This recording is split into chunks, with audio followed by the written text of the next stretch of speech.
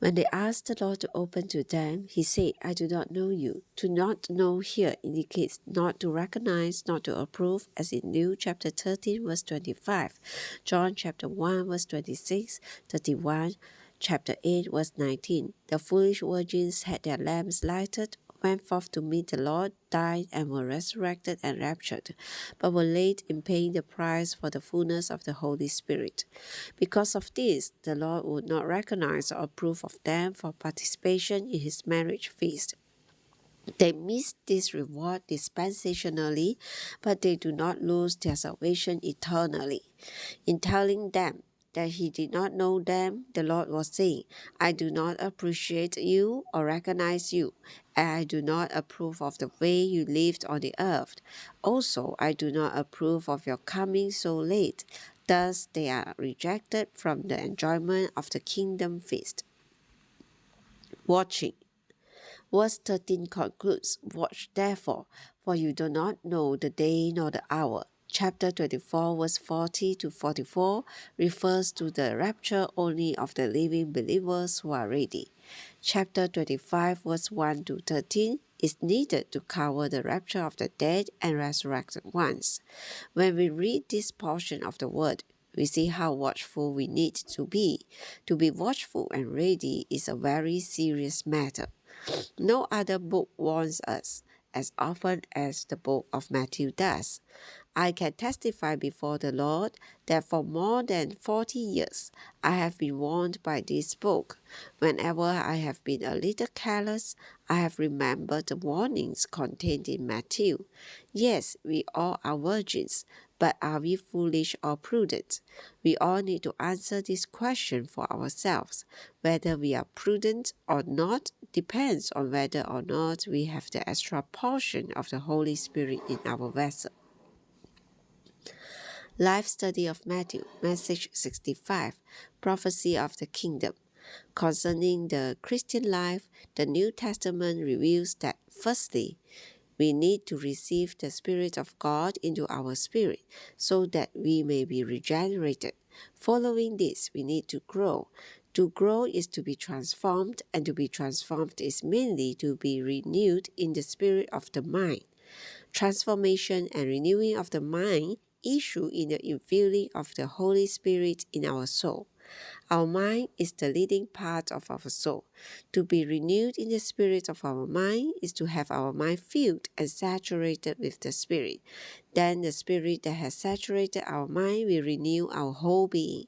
Thus our being, our soul, will be saturated with the infilling Spirit. This is the way to have the extra portion of oil in the vessel. As we pointed out in the foregoing message, to be regenerated, to have the new birth, is to have the Spirit in our spirit. That is to have the oil in our lamp. To have the Spirit in our soul means that we grow in life, are transformed, are renewed in our whole being, and have our soul saturated with the Holy Spirit of God. This is to have the oil in the vessel. This is the way to be watchful and to be ready for the Lord's coming. It's also the way to be prepared to be raptured into the Lord's presence. Parable of faithfulness. Having covered the parable for watchfulness, we proceed in this message to the parable for faithfulness. The parable of the virgins is for watchfulness, but the parable of the talents is for faithfulness. When we were on chapter 24, we pointed out that concerning the believers, there are two aspects, the aspect of watchfulness and readiness, and the aspect of faithfulness and prudence. The believers have these two aspects because they have a dual status. The first aspect of this dual status is related to life, and the second aspect is related to service. No Christian should neglect these two aspects. Rather, we must pay the proper attention to both becoming proper in life and in service. Regarding life, we are virgins. Regarding service, we are slaves. This means that in watchfulness, we are virgins. This refers to what we are.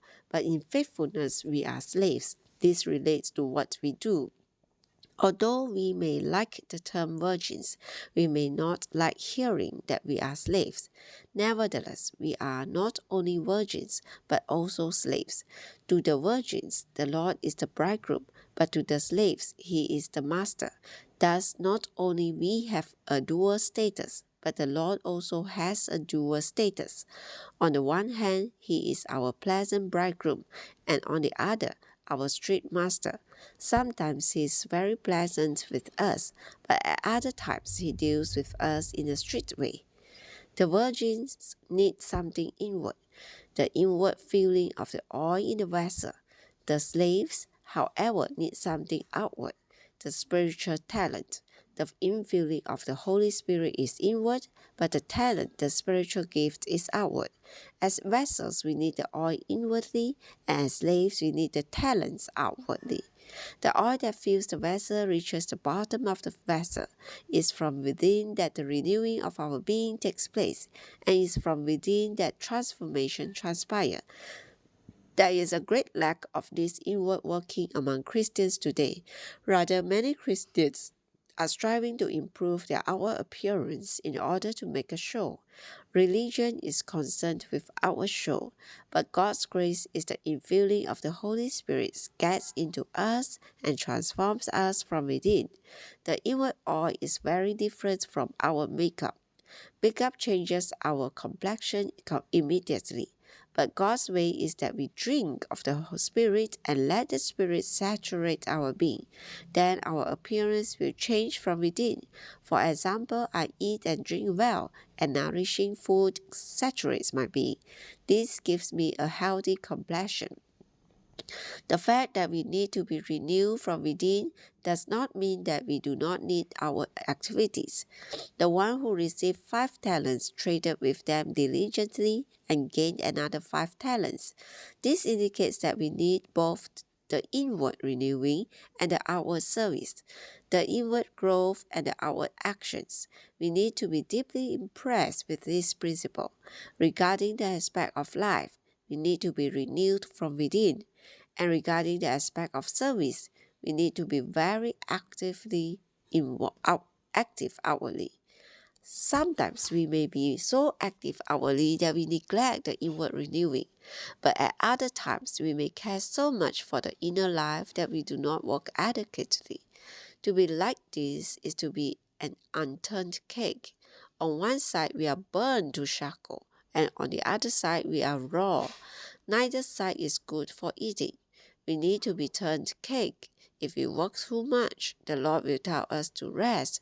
But if we rest too much, the Lord will tell us to work. A man going into another country. Verse 14 says, For it is as a man who, going into another country, called his own slaves and delivered to them his possessions. The word it refers to the kingdom of the heavens, indicating that this parable of the talents, like the parable of the 10 virgins, is also concerning the kingdom of the heavens. The man here signifies Christ, who was going into another country, that is, into the heavens, delivering his possessions to his slaves. Verse 14 says that this man delivered his possessions to his slaves. The slaves signify believers in the aspect of service. As we have seen, the status of the believers in their relationship toward Christ is of 2 aspects. In life, they are the virgins living for Him. In service, in work, they are His purchased slaves serving Him. I believe that the possessions delivered to the slaves include the gospel, the truth, the believers, and the church. The believers are for God's inheritance. God's possessions indicates that the believers are also His household. Giving 5 talents, 2 talents, and 1 talent. Verse 15 says, And to one he gave 5 talents, to another 2, to another 1, to each according to his own ability. While oil in the parable of the virgins signifies the Spirit of God, talents in this parable signify spiritual gifts.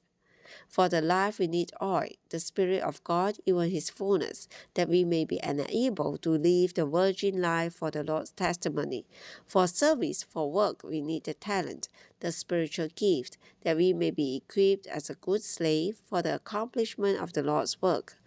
The fullness of the Spirit in life is for us to use the spiritual gift in service, and the spiritual gift in service matches the fullness of the Spirit in life, that we may be perfected as members of Christ. Verse 14 says that the man gave his slaves his possessions, but verse 15 says that he gave them talents. This indicates that the talents in verse 15 are the possessions in verse 14. In other words, the Lord uses his possessions as talents for us. For example, the gospel is the Lord's possession, but when it is given to us, it becomes our talent. Likewise, the truth is the Lord's possession, but when the truth is given to us, it becomes a talent. In the same principle, all the believers are the Lord's possessions.